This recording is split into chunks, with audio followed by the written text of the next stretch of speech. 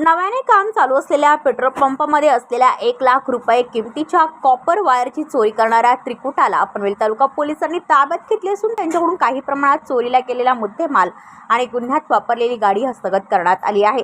पनवेल तालुक्यातील सोमाटणे गावाच्या हद्दीत नव्याने काम चालू असलेल्या पेट्रोल पंपामध्ये बसवण्यात आलेल्या ट्रान्सफॉर्मरमधून अज्ञात चोरट्यांनी सुमारे 1 लाख रुपये किमतीच्या कॉपर वायरची चोरी केल्याची घटना घडली होती।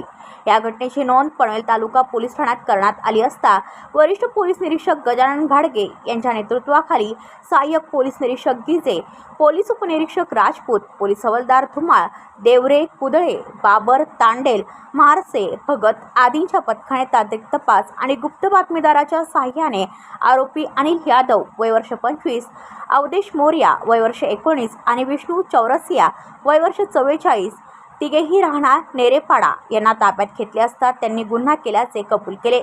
पोलिसांनी त्यांच्याकडून काही प्रमाणात चोरीला गेलेला मुद्देमाल आणि गुन्ह्यात वापरलेली गाडी हस्तगत केली आहे। ब्युरो रिपोर्ट पनवेल वार्ता न्यूज। आपल्या परिसरातील बातम्या आमच्यापर्यंत पोहोचवण्यासाठी स्क्रीनवर दिलेल्या क्रमांकावर संपर्क साधू शकता। दूरध्वनी क्रमांक 8652414343।